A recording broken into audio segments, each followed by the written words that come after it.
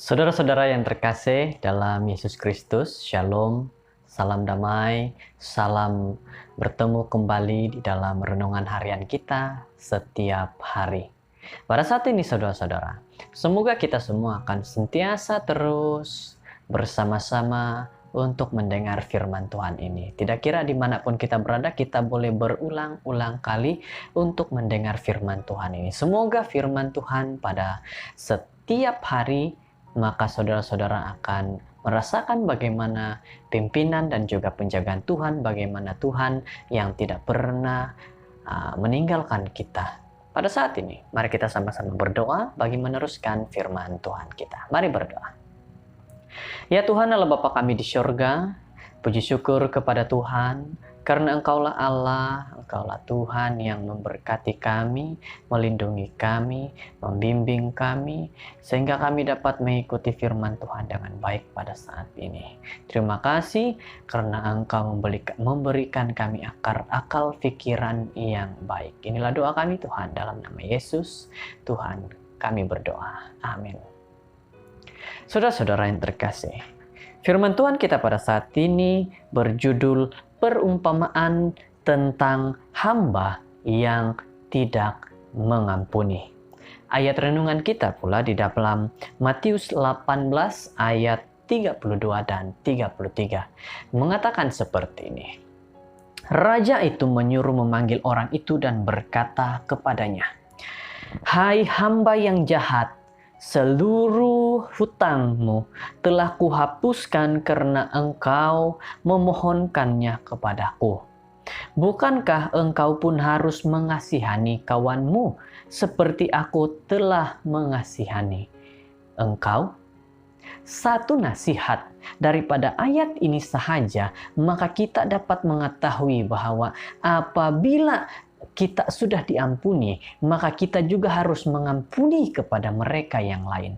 Kalau ada mereka yang bersalah kepada kita, kita harus mengampuni kepada mereka.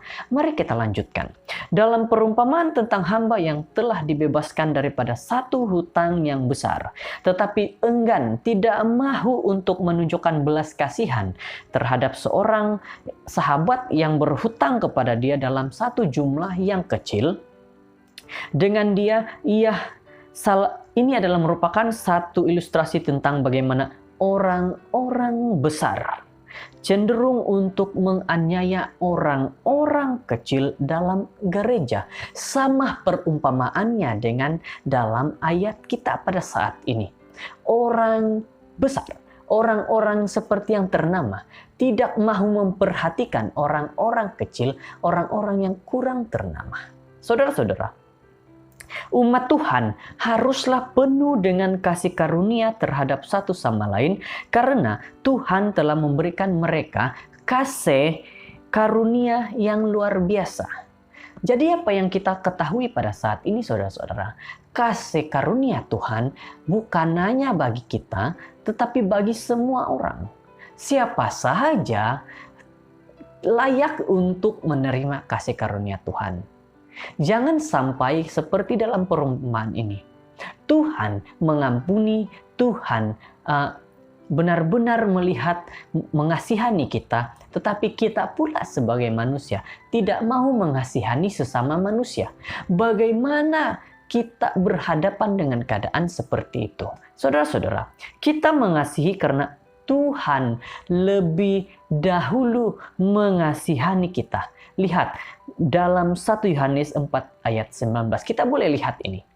Tuhan lebih dahulu mengasihani kita. Nah, kemampuan dan kecenderungan untuk mengampuni kita dan berbelas kasihan kepada orang lain adalah karena Tuhan lebih dahulu mengampuni kita dan berbelas kasihan kepada kita.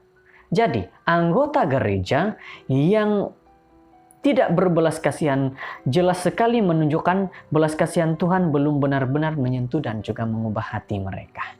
Ini berarti kita berusaha, kita berhabis, kita katakan, Tuhan, kasihilah aku, kasihi diriku ini. Tuhan sudah memberikan itu, tetapi kita tidak benar-benar menerapkan itu dalam hidup kita. Yang kita lakukan adalah kita berharap Tuhan mengasihi. Tetapi kita tidak terapkan apa yang Tuhan berikan itu. Apabila ada orang yang meminta untuk kasihan kepada kita, karena dia juga pernah melakukan satu kesalahan ataupun hutang apa yang dia pernah lakukan. Tetapi apa yang kita buat, kita tidak mau mengasihani orang tersebut, berarti kita belum menerapkan prinsip yang Tuhan berikan dalam hidup kita.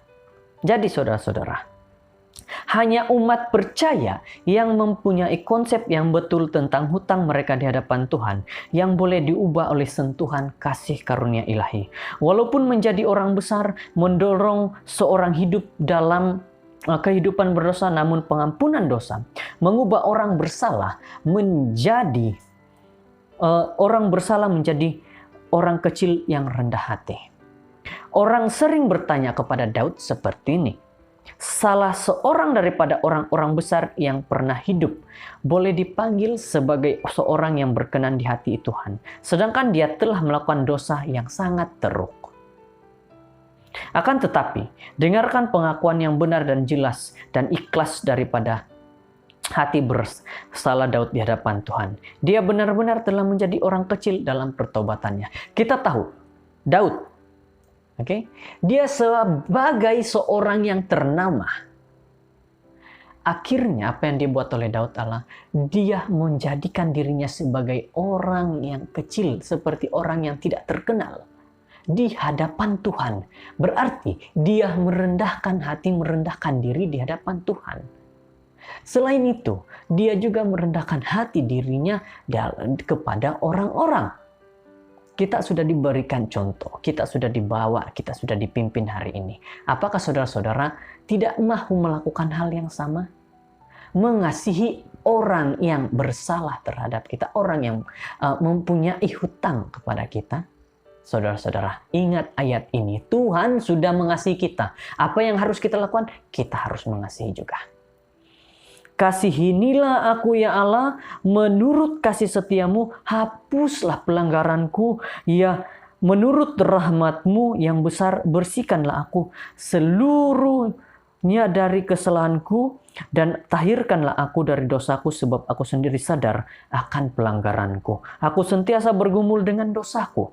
Mazmur 51 ayat 1 hingga 3. Saudara-saudara, pertobatan yaitu suatu pemberian daripada Tuhan. Kisah 5 ayat 31 mengubah hati manusia dan memperdamaikan kita bukan sahaja dengan Tuhan, tetapi juga dengan saudara-saudara kita. Satu nasihat bagi kita pada saat ini, saudara. Ingat kembali bagaimana Tuhan sudah menyertai kita. Tuhan sudah mengasihani kita pada saat ini. Kita juga harus mengasihani orang-orang yang di luar sana. Sahabat-sahabat kita di luar sana. Saudara-saudara kita di luar sana. Jika mereka sudah pernah melakukan kesalahan dan dosa, kasihani mereka. Tuhan ajarkan itu. Jangan biarkan kita sentiasa menjadikan diri kita tidak mengasihani orang-orang di luar sana. Ingat, inilah firman Tuhan, dorongan, nasihat bagi kita pada hari ini. Tuhan memberkati. Mari berdoa.